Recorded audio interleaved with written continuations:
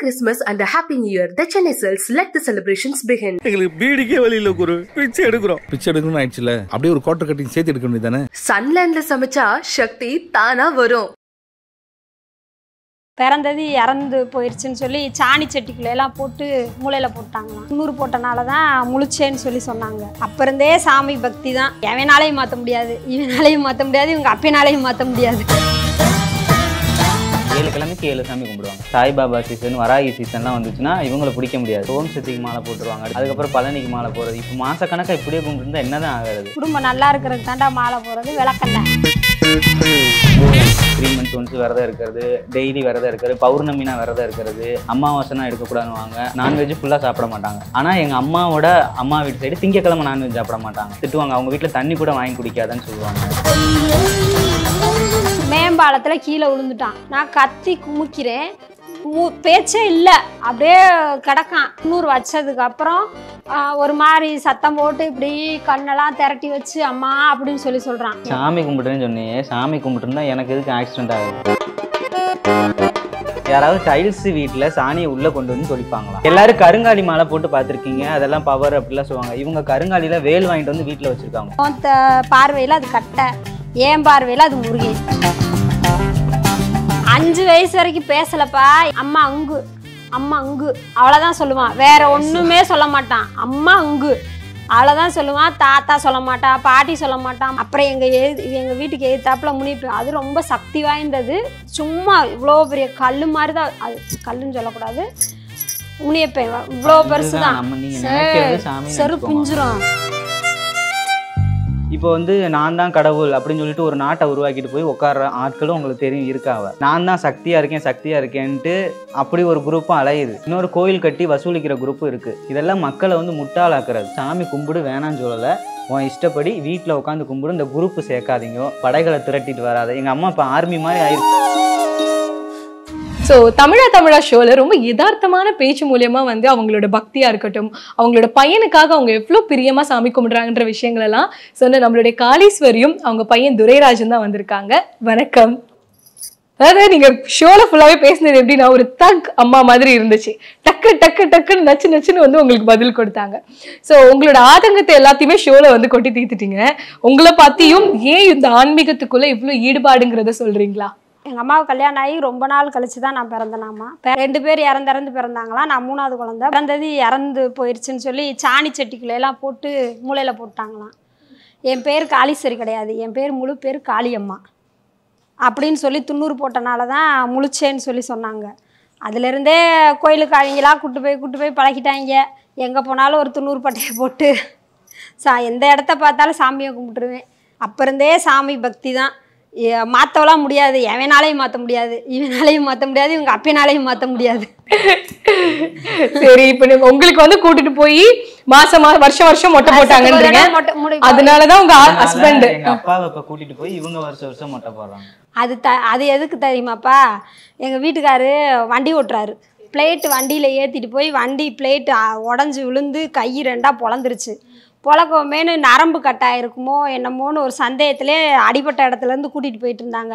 அப்போ எனக்கு தகவல் சொன்னாங்க. நான் போனேன், பின்னாடியே சாமியை கும்பிட்டுட்டே போனேன். எங்கள் வீட்டுக்காருக்கு நரம்பில் எதுவும் அடிபடக்கூடாது, நரம்பு அடிபட்டால் கை போயிடும். அப்போ என் புருஷனுக்கு எதுவும் ஆகக்கூடாதுன்னு சொல்லி சாமியை கும்பிட்டுட்டே போனேன். போகும்போது அங்கே ஒன்றும் இல்லை, அது தோல் மட்டும்தான் பிஞ்சிருக்கு, ஒரு 64 தையல் போட்டால் சரியாக போயிடும்ன்ற மாதிரி இந்த இதிலேருந்து இது வரைக்கும் 64 தையல் போட்டு சரியாச்சு. அதனால என் இதை மாற்ற முடியாமல் நான் செய்கிறேன். எங்கள் வீட்டுக்காரர் ஒத்துக்கிட்டாரு. என் பொண்டாட்டி சொன்னால் சரியாக தான் இருக்கும் அப்படின்னு. பையன் சிரிச்சுட்டே இருக்க, சொல்லுங்க, அவர் தான் ஒரு கருத்து சொல்ல வர்றாரு. வழி இல்லாமல் அவர் வந்து அக்செப்ட் பண்ணிக்கிறாரு. கூட்டிட்டு இப்போ பாத யாத்திரைலாம் நாங்கள் போவோம், பழனிக்கு போவோம். திண்டுக்கல்லேருந்து நடந்து கோயிலுக்கு போனோடனே சாமி கும்பிட்றோன்னு கூட்டிகிட்டு போவாங்க. எதுவுமே சொல்ல மாட்டாங்க, மாலையும் நாங்கள் போட மாட்டோம், எதுவுமே போட மாட்டோம். கோயிலுக்கு நடந்து போய் சாமி கும்பிடுவோம். அங்கே போனோடனே பிடிச்சிட்டு போய் மொட்டை போகிற இடத்துல உட்கார வச்சு மொட்டை போட்டுறது. சும்மா நிறுத்துடா, என் புருஷனுக்கு தெரியும்டா, உனக்கு தெரியாதுன்னு சொல்றா. அவரே ரொம்ப வந்து மனவர்த்தத்தோட அவருக்கு இஷ்டம் கிடையாது. இவங்க பிடிச்சி உட்கார வச்சிருவாங்க. ஆளப்படுற ஆள அவருக்கு வயசாயிடுச்சு, இவ்வளோ வயசாயிடுச்சு, இதுக்கப்புறம் யார்கிட்ட போய் சொல்லுவாரு? போட்டா என் புருஷனுக்கு என்னைய பத்தி தெரியும். என் புருஷன் என் மேல பாசம், அதனால என் புருஷன் நான் என்ன சொன்னாலும் கேட்பாடுறான், வேலையப்படுறான். சரி, அம்மா வந்து இந்த அளவுக்கு இப்படி பேசுறாங்கல்ல துரை, இப்போ வீட்லயும் வந்து இதே மாதிரி இவங்க சொல்லிட்டு இருக்கும் போது, இப்போ நீங்க வளர்ந்து வரீங்க, இப்போ சென்னைக்கெல்லாம் வந்து இருக்கேன் அப்படின்றீங்க, கண்டிப்பா உங்களுக்கு வந்து சில கட்டத்துல ரொம்ப கடுப்பா இருக்குல்ல, இதே சொல்லிட்டு இருக்காங்களே, எப்போ இவங்க மாறுவாங்க, அந்த மாதிரியான நிகழ்வுலாம் வீட்டுல நடந்திருக்கா? நீங்க அவங்கள்ட்ட ஆர்கியூ பண்ணது? 7 கிழமைக்கு 7 சாமி கும்பிடுவாங்க. திங்கக்கிழமை வந்து குலதெய்வம் கும்பிட்றது, செவ்வாய்க்கிழமை முருகன் கும்பிட்றது, புதன்கிழமை வராகி அம்மன் கும்பிட்றது, வியாழக்கிழமை சாய்பாபா, வெள்ளிக்கிழமை அம்மன் கும்பிட்றது, சனிக்கிழமை வந்து இந்த பெருமாள் கும்பிட்றது, இந்த மாதிரி விஷயம்லாம் பண்ணிகிட்டே இருப்பாங்க. இப்போ எனக்கு என்னன்னா, இதில் யாரை கும்பிட்றதுன்னு எனக்கு ஒரு டவுட்டு. மாதக்கணக்காக இப்படியே கும்பிட்டுருந்தா என்ன தான் ஆகிறது? அதுவும் அதுக்கு டேக்கு ஏற்றாப்புல ட்ரெஸ்ஸு போடணும். இப்போ வியாழக்கிழமை எடுத்தால் மஞ்சள் தான் போடணும். ஒரு மாதிரி இப்போ எப்படி மழைக்காலம் குளிர்காலம் வர மாதிரி சாய்பாபா சீசன், வராகி சீசன்லாம் வந்துச்சுன்னா இவங்களை பிடிக்க முடியாது. அதே மாதிரி இந்த ஓம் சக்திக்கு மாலை போட்டுருவாங்க அடுத்து இந்த மாதத்துலலாம். அதுக்கப்புறம் பழனிக்கு மாலை போகிறது, இப்படியே போட்டுக்கிட்டே இருந்தால் குடும்பம் என்னத்துக்கு ஆகுது? குடும்பம் நல்லா இருக்கிறதுக்கு தாண்டா மாலை போகிறது, விளக்கெண்ணெய். ஒரு நான்வெஜ் எதுவுமே சாப்பிட முடியாது. இவங்க விரதம்னு இருப்பாங்க. 3 months ஒன்ஸ் விரதம் இருக்கிறது, டெய்லி விரதம் இருக்கிறது, பௌர்ணமினா விரதம் இருக்கிறது, அமாவாசைனா எடுக்கக்கூடாதுன்னு அந்த மாதிரி பர்டிகுலர் நாள் வச்சுருப்பாங்க. இதே எங்கள் வீட்டில் வந்து சனிக்கிழமை சாப்பிடக்கூடாது, நான்வெஜ் ஃபுல்லாக சாப்பிட மாட்டாங்க. ஓகே. ஆனால் எங்கள் அம்மா வீட்டு சைடு திங்கக்கிழமை நான்வெஜ் சாப்பிட மாட்டாங்க. ஸோ நாங்கள் இங்கேருந்து அங்கே ஒரு வெக்கேஷன் போனால் கூட இவங்க திட்டுவாங்க, அவங்க வீட்டில் தண்ணி கூட வாங்கி குடிக்காதான்னு சொல்லுவாங்க. அந்த மாதிரிலாம் நிறையா கண்டிஷன் இருக்குது. இன்னொன்று எங்கள் இதில் என்னென்னா, எங்கள் கம்யூனிட்டியில் வந்து எங்கள் வீட்டில் வந்து இந்த நாட்டாடுன்னு சொல்லுவாங்க, வெள்ளாடு, அந்த கறி சாப்பிட்றவங்க நாங்கள் எங்கள் குலதெய்வம். எங்கள் அம்மா வீட்டு சைடு அந்த வீட்டு சைடெலாம் வந்து செம்பரி ஆடு சாப்பிடுவாங்க. ஸோ நம்ம எந்த விசேஷத்துக்கு போனாலும் அந்த கறி சாப்பிடக்கூடாதுன்னு சொல்லுவாங்க. வச்சு வாயில் வைக்கும்போது, பிரியாணி வாயில் வைக்கும்போது அது என்ன ஆடுன்னு கேட்டுட்டு தின்னுவாங்க. பிரியாணி என்ன ஆடுன்னு கேட்டுட்டா திங்க முடியும்? அவங்க அப்படி தான் கேட்பாங்க. எங்கள் அப்பா வீட்டு சைடில் யாருமே செம்பரி ஆடு சாப்பிட மாட்டோம், அம்மா வீட்டு சைடில் வெள்ளாடு சாப்பிட மாட்டாங்க. நான் எல்லாமே சாப்பிடுவேன். நாங்கள் போனாவே எங்கள் அண்ணெல்லாம் நாட்டுக்கோழி அடிப்பாங்க, இல்லாட்டி பிராய்லர் எடுத்துருவாங்க. அது திமுருக்கு செய்யறது இந்த பையன், அவங்களுக்கு செஞ்சிருப்பாங்க, அதை போய் அகராய்த்தனமா. அது குலதெய்வம் வந்து சாப்பிடக்கூடாதுன்னு சொல்றாங்க. எப்போ வந்து சொல்லுச்சு, யாரு கேட்டது? நம்ம குலசாமியே அப்படித்தான் கோரையில இருக்கும், பாயில படுக்க. ஒரு நிமிஷம் நான் சொல்றேன். நான் ஹாஸ்டல்ல தான் படித்தேன், கன்னியாகுமரியில் தான் என்னோட நர்சிங்லாம் ஃபர்ஸ்ட் யூஜி பண்ணேன், பிஜிபி கோயம்புத்தூர். அங்கே போனால் ஹாஸ்டலில் பெட்டு வாங்கி கொடுத்துட்டாங்க. பாய் யாராவது பசங்க பாய் வச்சுருந்தாங்கன்னா கீழே படுக்கக்கூடாது, பாயில் போடக்கூடாது. வீட்லேயும் பாயில் படுக்கக்கூடாது, வெளியிலையும் பாயில் படுக்கக்கூடாது. ஆனால் இவங்க அம்மா வீட்டு சைடு எல்லாமே பாயில் படுத்துக்குவாங்க. அங்கே போனால் பாயில் படுக்கலாம், அதையுமே கன்ஸ்ட்ரக்ஷனுக்கு. ஏன்னா எங்களோட குலதெய்வம் வந்து கூரைப்பாயில் இருக்கான், அதனால நாங்கள் படுக்கக்கூடாதுன்னு சொல்லுவாங்க. இது 2024 இந்த கிதியில் இருக்குது. 99 கல்யாணம், குலசாமி கோயிலுக்கு போயிட்டு வந்ததையும் அங்கே சாமி கோரையில் இருந்துச்சு. நான் வந்து வீட்டில் வந்து பாய் விரித்து படுத்தேன். கல்யாணத்துக்கு பாய் கண்டிப்பாக கொடுப்பாங்க. அந்த பாயில் படுக்கவுமே உடம்பு பூரா திட்டு ஆயிடுச்சு எனக்கு. சயின்டிஃபிக் ரீசன் ஏதாவது ஒரு விஷயம் இருக்கும். அந்த புல்லுல ஏதாவது அலர்ஜி ரியாக்ஷன் இருந்தா கூட ஆகும். உன்னைய பொறுத்தளவுக்கு ஒரு சிலருக்கு கத்திரிக்காய் சாப்பிட்டா ஆகாது, ஒரு சிலருக்கு வந்து கோழிக்கறி ஏதாவது பொறுத்தளவுக்கு பாயில படுத்த ஆகாதுன்னு. இது வரைக்கும் எனக்கு 24 வயசு ஆகுது, இது வரைக்கும் ஒரு நாள் கூட நான் பாயில படுத்ததே இல்லை. நானும் படுக்கல, எங்க வீட்டுல எவனையும் படுக்கவும் விடல. இப்போ என் தங்கச்சி கல்யாணம் பண்ணி கொடுத்துருக்கோம், அவ வீட்டுல எல்லாம் பாயில படுப்பாங்க. பாயில பெட்டு மேல பாய் போட்டுக்கலாம், பாயில உட்காந்துக்கலாம். நாங்க பாயில கூட மிதிக்க கூட கூடாது, உட்காரவும் கூடாது. எங்க அம்மா வீட்டுல பாய் இருக்கு, அப்போல்லாம் பெட்டு இதெல்லாம் கிடையாது. எதுக்கு நான் மாடி வீட்டில் இருந்து பெட்டில் படுத்தேன்லாம் இல்லை, பாய் விரித்து தான் படுக்க வைப்பாங்க. அதில் பாய் விரித்து படுக்க வச்சுட்டாங்க. உடம்பு பூரா வீங்கிச்சு, குப்புன்னு வீங்கவுமே எங்கள் அம்மா பயந்துக்கிட்டு அத்தோட பாய் எடுத்தது தான்.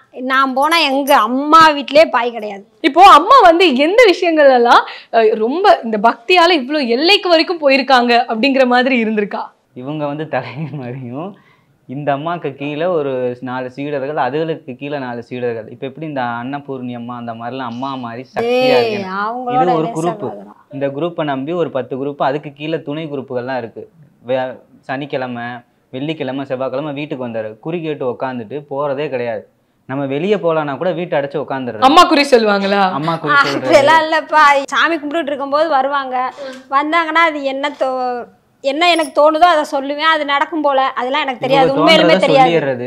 அவங்க விடுறதே இல்லை, வந்து உட்காந்துக்கிறது. உண்மையிலுமே எனக்கு தெரியாதுயா. அது ஒரு மண்டபம் மாதிரி இருக்காது, வீடு மாதிரியே இல்லை. கோயிலுக்கு போனாலுமேனு சாயந்தரம் ஆயிட்டா, பகல் ஃபுல்லும் ஒன்றா சாப்பிட மாட்டோம்ப்பா. நைட் ஆயிட்டா எல்லாமே ஒன்றா உட்காந்து சாப்பிடுவோம், ஒரே இடத்துல தான் படுப்போம். இவன் இவ்வளோ பெரிய எருமை மாடா இருக்குல்ல, இந்த எருமை மாடு போய் தனியாக படுக்காது. இந்த எருமை மாடு தனியாக படுக்காது, இந்த இங்கனக்குள்ளேயே தான் படுக்கும். இந்த இடத்துல தான் தலை வச்சு படுக்கும், இந்த இடத்துல தான் தலை வச்சு படுப்பான். 4 பேர் ஒரே இடத்துல தான் படுப்போம். வேற மாற்றி இந்த ஆளுக்கு ஒரு கட்டில், இந்த பக்கம் ஒரு கட்டில் இருக்குது, அந்த பக்கம் இருக்குது, கட்டில் 2 இருக்குது. ஆனால் அங்கே போய் யாருமே படுக்காதுங்க. நான் எங்கன படுத்து கிடக்குறோன்னா அங்கே தான் 4 பேரும் படுத்துப்பேன். இப்போ என் பேத்தி ஒன்று இருக்குது, அது என் நெஞ்சு மேலே வந்து அது ஒன்று சொல்ல வந்துட்டேன். இவங்களை பார்த்து இவங்களுக்கு போன மாதத்தில் ஒரு உடம்பு சரியில்லாமல் போயிடுச்சு வெள்ளிக்கிழமை. அதே மாதிரி ஆட்கள் வந்திருக்காங்க பார்க்குறாங்க.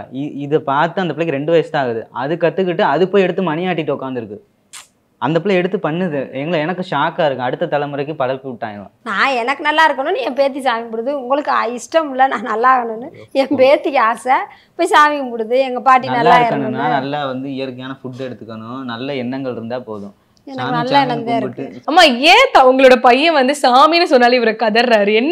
என்ன காரணம்னு நினைக்கிறீங்க? மொட்டை எடுக்க சொன்னையா, அதாயா பிரச்சனை இப்ப இவனுக்கு. இந்த வயசுல பையனுக்கு மொட்டை அடிக்க சொன்னீங்களா? கோயிலுக்கு வேண்டி இருந்தேன், ஒரு தடவை மொட்டையிடுறானே, அதனால அப்படியே அலறியான். இல்ல இப்போ அவருக்கும் ஒரு எண்ணங்கள் இருக்குல்ல, வளர்ந்துட்டதுக்கு அப்புறம் நம்மளோட லைஃப் ஸ்டைல் இப்படி இருக்கணும்ன்ற ஆசைகள் இருக்கும்ல, உங்களுக்கு அதுக்காக சில விஷயங்கள் மாத்திக்கணும். இப்ப சில நேரத்துல அவர் சொல்றாருல, என்னால நான்வெஜ் கூட சாப்பிட முடியல, என்னால அங்க போக முடியல, எனக்குன்னு இப்படி இருக்குன்னு, அதுக்காக மாறணும் அப்படி தோணி இருக்கா உங்களுக்கு? சாமி கும்பிடாதேன்னு சொல்லி சாமியே கீழே வந்து சொன்னாலும் கேட்க மாட்டேன். நான் உன்னை கும்பிட்டுட்டு தான் ஜாவேன்னு சொல்லுவேன். அம்மா இவ்வளோ ஸ்ட்ராங்காக இருக்காங்கல்ல. இப்போ நீங்கள் ஷோவில் சில விஷயங்கள் சொல்லியிருந்தீங்க, இந்த மாதிரி என்னை கூப்பிட்டுட்டு டக்குன்னு தீயில நடக்க வச்சுட்டாங்க அப்படிங்கிற மாதிரி.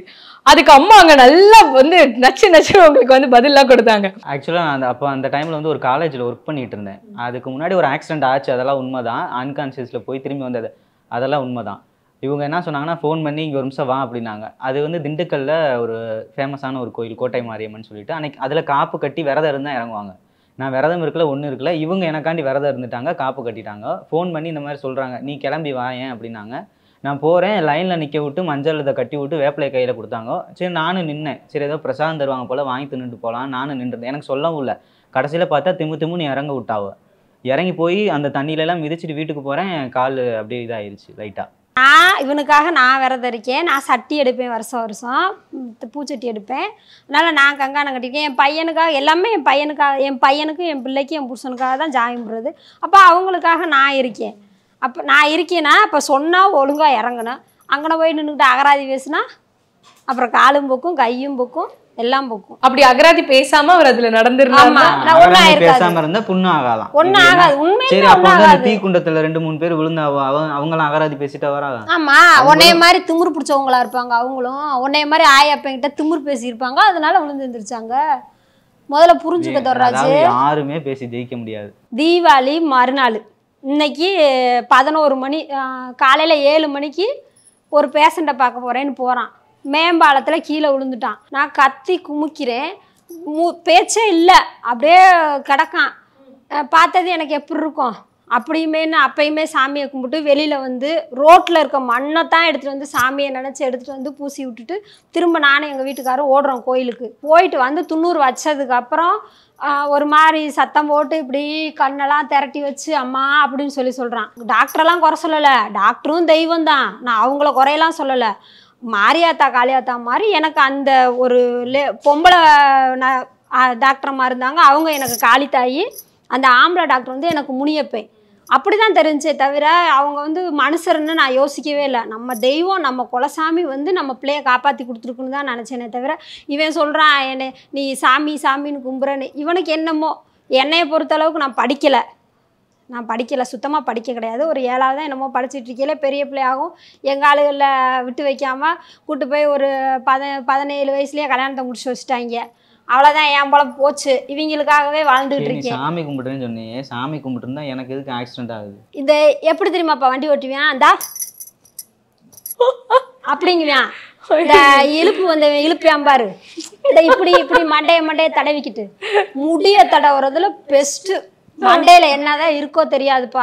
இப்படின்னு தடவிக்கிட்டு தான் மேம்பாலத்தில் கீழே விழுந்திருக்கேன். அந்த கீழே டீ கடை வச்சுருக்க பொம்பளை சொல்லுது, ஒடியாருது. நான் அழுகுதை பார்த்துட்டு ஒரு பெத்த தாய் இப்படி கத்திட்டு போகிறாளே, அந்த பையனுக்கு என்னாச்சுன்னு தெரியலன்னு சொல்லி கீழே டீ கடை வச்சுருந்தவங்க அந்த அம்மா என்னம்மா உன் மகனுக்கு நல்லா இருக்கான்னு சொல்லி கேட்க வருது. அப்போ அந்த அம்மா சொல்லுச்சு, உன் மகன் மண்டையை தாம்மா தடவிட்டு வந்தேன். அந்த மண்டையை எதுக்கு வண்டியில் வரையில் தடவணும்? மண்டையை காலையில் இது தீபாவளி, இவங்க தான் டியூட்டிக்கு தாட்டி விட்டதேன்னு. நான் அப்போ சாப்பிடவும் இல்லை. தீபாவளினால 10 மணிக்கு சமைப்பாங்க, எண்ணெய் தேய்ச்சி குளிச்சுட்டுனா நான் எண்ணெய் தேய்ச்சும் குளிக்கக்குள்ள நான் கிளம்பி போயிட்டேன். இவங்க தான் தாட்டி விட்டது. இப்போ சாப்பிடாம போனனால வெயில் வந்து அந்த ஃபேஸில் அடிக்குள்ள நல்லா ஃபேஸில் அடிக்கும்போது எனக்கு ஒரு மாதிரி கிடினஸ் ஆயிடுச்சு. அப்போ தான் நான் தலையை அப்படியே சுற்றி வர மாதிரி அப்படியே கையை விட்டு கீழே விழுந்துட்டேன். டம்முன்னு விழுந்து அது இழுத்துட்டு போயிடுச்சு வண்டி. அது காரணம் யாருன்னா மாரியாத்தாலும் கிடையாது, காளியாத்தாலும் கிடையாது, இவங்க தான் காரணம். இப்போ நீங்கள் சொல்கிறீங்க எனக்கு நான் இவ்வளோ கோயில்கள் போகிறேன், சாமி கும்பிடுறேன், எல்லாமே இருக்கும்போது கோபம் அப்படிங்கிறது இயல்பாகவே மனுஷங்களுக்கு இருக்கக்கூடிய ஒரு விஷயம் இல்லை. இவ்வளோ நீங்கள் ஒரு ஆன்மீகத்தில் இருக்கிறதுனால சில நேரங்களில் அந்த மனித சுபாவமாக இருக்கக்கூடிய அந்த கோபம் உங்களை வந்து ஓவர்டேக் பண்ணியிருக்கா? அது வந்து உங்களை ஆளுமைப்படுத்தியிருக்கா? இந்த இவங்கனால தான். மெயினாக வந்து தலைநாளையில் ஒன்று பெற்று வச்சிருக்கேன் பாருங்க, அவனாலதான் எனக்கு அப்படியே கோவம். டைல்ஸ் வீட்டில் இப்போ வந்து நம்ம நார்மல் அந்த காலத்துல வந்து சாணி போட்டு முழுகிறது, ஆன்டிபயோட்டிக்கு அதெல்லாம் இருக்கு. யாராவது டைல்ஸ் வீட்டில் சாணியை உள்ள கொண்டு வந்து தொளிப்பாங்களா? இந்த 21ஆம் நூற்றாண்டுல இவங்க தான் செஞ்சது. எல்லாரும் கருங்காலி மாலை போட்டு பார்த்துருக்கீங்க, அதெல்லாம் பவர் அப்படிலாம் சொல்லுவாங்க. இவங்க கருங்காலியில வேல் வாங்கிட்டு வந்து வீட்டில் வச்சிருக்காங்க. கருங்காலி மரத்தை அந்த வேலை வாங்கிட்டு வந்து வச்சு பூஜை பண்றாங்க உட்காந்து. எனக்கு சாமி கும்பிடணும்னு தோணுச்சு, வாங்கிட்டு வந்து வச்சிருக்கேன். கருங்காலி மாலை போட்டா அது நல்லா இருக்காது. இல்ல தென்னை மர கட்டலையும் வாங்கலாம், வேப்ப மர கட்டலையும் வாங்கலாம். அது எந்த கட்டையில வாங்கினாலும் சாமியா நினைச்சு வாங்கினா சாமி தான். அப்ப எதுக்கு வாங்குறீங்க நினைக்க வேண்டியது. பார்வையில அது கட்டை, ஏன் பார்வையில அது முருகன். நான் வந்து இதெல்லாம் சயின்டிஃபிக்காக தான் நடக்குது அப்படின்னு சொல்லி கடவுள் அப்படின்னு அம்மா சொல்ற மாதிரி இல்லைன்னு உங்களோட பாயிண்ட்ல சில விஷயங்களும், கடவுள் இருக்காரு இதெல்லாம் எனக்கு ஒரு பெரிய சாட்சிகள் நடந்திருக்கு அப்படின்னு நீங்க சொல்ற விஷயங்களையும் நீங்க சொல்லலாம். 5 வயசு வரைக்கும் பேசலப்பா. எங்க வீட்டுக்கு எதிர்த்தாப்புல முனியப்பன் கோயில் ஒன்று இருக்கு, அங்க கொண்டு போய் தூக்கி போடி அம்மா அம்மா அங்கு அம்மா அங்கு அவ்வளோதான் சொல்லுவான், வேற ஒண்ணுமே சொல்ல மாட்டான். அம்மா அங்கு அவ்வளோதான் சொல்லுவான். தாத்தா சொல்ல மாட்டான், பாட்டி சொல்ல மாட்டான், மாமா இதெல்லாம் சொல்லியிருந்தா கூட எனக்கு அப்பயே வாய் வந்துருச்சுன்னு சொல்லுவேன். இவன் அம்மா மட்டும்தான் சொல்லுவேன். என்னன்னா குழந்தை பிறந்து ஒவ்வொரு ஸ்டேஜஸ் இருக்கு, அவங்களுக்கு அந்த குழந்தைக்கு ஸ்டேஜஸ் இருக்கு. அந்த ஸ்டேஜஸ்ல வந்து தவழ்றது, நடக்கிறது, ஓடுறது, ஒடியாறது, பேசுறது இருக்கும். இவங்க தூக்கி இறக்கி இப்படி பக்கத்துல வச்சுட்டு இறக்கியே விட மாட்டாவ, கீழேயே இப்படி இடுப்புல வச்சுக்கிட்டு எங்க போனாலும் கூட்டிட்டு போயிடுறது. ஒரு பிள்ளை குட்டியில ஒரு பொம்பளை பிள்ளை கூட விட்டா நான் பேசி பழகிருப்பேன், அது விட கிடையாது. எதுவுமே விட இப்படியே இறக்கி வச்சுக்கிட்டு உட்காந்துக்கப்போனா எங்க பேச்சு வரும்? அதுக்கப்புறம் மணி அடிச்சு வச்சு பால்வாடிக்கு தாட்டி விட்டதுக்கு அப்புறம் தான் பேச்சு வரும். பால்வாடிக்கெல்லாம் நான் தாட்டியே விடல, பால்வாடிக்கே பயந்துட்டு தாட்டி விடலை, பேசவே இல்லை. அப்புறம் எங்கள் வீட்டுக்கு எதிர்த்தாப்புல முனிப்பேன், அது ரொம்ப சக்தி வாய்ந்தது. சும்மா இவ்வளோ பெரிய கல் மாதிரி தான், அது கல்லுன்னு சொல்லக்கூடாது, முனியப்பேன் இவ்வளோ பெருசுதான், செரு பிஞ்சிரும், இவ்வளோ பெருசாதான் இருக்கு. அதுக்கு அவ்வளோ சக்தி. அதுக்கு மணி அடிச்சு வச்சு, முனியப்பா உனக்கு நான் கிடா வெட்டி பொங்க வைக்கிறேன், என் பிள்ளைக்கு பேச்சை கொடுன்னு சொல்லி வேண்டதுக்கு அப்புறம் தான் அதுக்கப்புறம் பேசுது. பேச்சு எவ்வளோ பேச்சு பேசுது, இது வாயை மூட முடியுதுங்கிறீங்களா? இந்த மாதிரி ரிலீஜியஸ் பிலீஃப் அம்மா பார்த்துருக்கீங்க, இதுக்கு வந்து ஒரு லிமிட் இருக்கணும், இந்த அளவுக்கு இவங்க இருந்தால் போதும் அப்படின்னு உங்களுக்கு தோணி நீங்கள் கொடுக்கக்கூடிய ஒரு அட்வைஸோ அந்த மாதிரி விஷயங்கள்? அட்வைஸ்னா என்னன்னா, அது அவங்க இஷ்டம். நீ வந்து நம்ம வந்து ஒரு ஆளை போய் நீ சாமி கும்பிடாத, இது வந்து இதுதான், இது வந்து இது நம்ம வந்து சொல்லக்கூடாது, அது எனக்கு ரைட்ஸும் கிடையாது. அது வந்து அவங்க தனிப்பட்ட விருப்பம். நம்ம யாரையும் போய் நீ கும்பிடாதுன்னு சொல்ல முடியாது, இல்லை நீ இங்கிட்டு வான்னு சொல்லக்கூடாது. கும்பிடுங்க, ஆனால் ஒரு லிமிட்டாக வச்சுக்கோங்க. இப்போ வந்து நான் தான் கடவுள் அப்படின்னு சொல்லிட்டு ஒரு நாட்டை உருவாக்கிட்டு போய் உட்கார்ற ஆட்களும் உங்களுக்கு தெரியும் இருக்காவ. நான் தான் சக்தியாக இருக்கேன்ட்டு அப்படி ஒரு குரூப்பும் அலையுது. இன்னொரு கோயில் கட்டி வசூலிக்கிற குரூப்பும் இருக்குது. இதெல்லாம் மக்களை வந்து முட்டாளாக்குறது. மக்கள் வந்து பொருளாதாரத்தில், கல்வி அடிப்படையில், ஒரு வேலை வாய்ப்பில் கொடுத்து முன்னேற்றினா பரவாயில்ல, இந்த மாதிரி போய் வீணாக தான் போகும் வாழ்க்கை எல்லாமேன்னு.